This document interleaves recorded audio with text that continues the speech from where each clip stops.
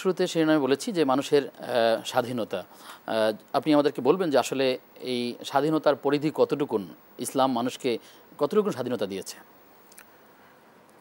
ইন্নাল হামদুলিল্লাহ ওয়াসসালাতু ওয়াসসালামু আলা রাসূলিল্লাহ ওয়া বা'দ। আসলে স্বাধীনতা এই শব্দটা যেটা আরবিতে আল হুররিয়া, অর্থাৎ স্বাধীনতা বিষয়টা আমরা যদিও বলি আসলে পৃথিবীতে কোনো মানুষই স্বাধীন না। আচ্ছা, কোনো মানুষই স্বাধীন না। আসলে দিন শেষে আমরা প্রত্যেকেই কোনো না কোনো জায়গায় আমরা আটকা আছি। যেমন আমাদের যে অঙ্গ প্রত্যঙ্গগুলো আছে, এখানে একটা হাদিসের মধ্যে আছে প্রতিদিন সকালবেলা ইদা আসবাহা ইবনু আদম, বনি আদম যখন সকাল হয়, যখন সকাল করে, ফা ইন্নাল আ'দাআ তুকাফিরুল লিসান, সমস্ত অঙ্গ প্রত্যঙ্গগুলো তারা জিহ্বার কাছে অনুনয় বিনয় করে। তখন অনুনয় বিনয় করে বলে যে যে আমরা তোমার কাছে একটা দরখাস্ত পেশ করতেছি যে আমরা তোমার উপর নির্ভর করে আছি।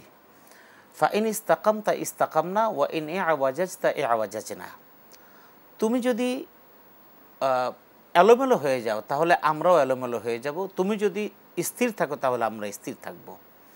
তার মানে আমার হাত, আমার অঙ্গ প্রত্যঙ্গগুলো এগুলো জিহ্বার অনুগত হয়ে আছে, অর্থাৎ এটা এখানেও আমার হাত স্বাধীন না একভাবে।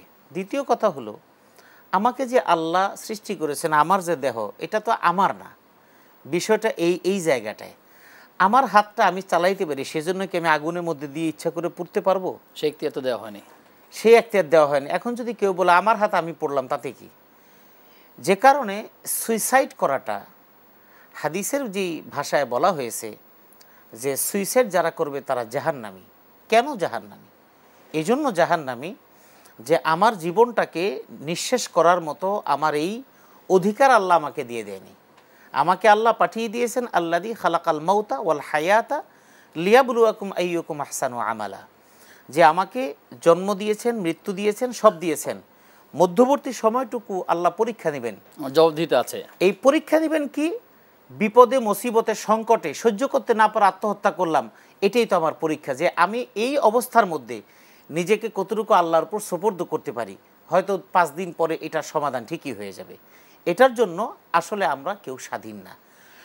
আর অন্য অর্থে যে স্বাধীন সেটা হলো আমি ব্যক্তিগতভাবে আমি স্বাধীন, আমার উপর আপনার কোনো ধরনের ক্ষমতা প্রয়োগ করার মতো অধিকার আপনার নেই। কিন্তু আমার উপরে কেউ না কেউ তো অধিকার প্রয়োগ করার ক্ষমতা আছে। যেমন আমি আমার স্ত্রী, আবার আমার স্ত্রীর ক্ষেত্রে আমি আমার সন্তানের উপর আমার উপর আমার বাবার, এরকম প্রত্যেকটা মানুষই কিন্তু প্রত্যেকটা মানুষের উপরে কিন্তু খবরদারি করার বা নিয়ন্ত্রণ করার বিধান কিন্তু আল্লাহ পাক দিয়েছেন। এই অর্থে পৃথিবীর কেউ স্বাধীন না। আর স্বাধীনতা বলতে যেটা আমরা বুঝি সেটা হলো যে আমরা আমাদের নিজস্ব চিন্তা চেতনাকে ব্যবহার করার ক্ষেত্রে, আমাদের জীবন পরিচালনা করার ক্ষেত্রে আমাদের একটা সীমাবদ্ধ জীবনযাপনের মূলনীতি দিয়ে দেওয়া হয়েছে, এটার মধ্যে আমরা স্বাধীনভাবে ব্যবহার করতে পারবো।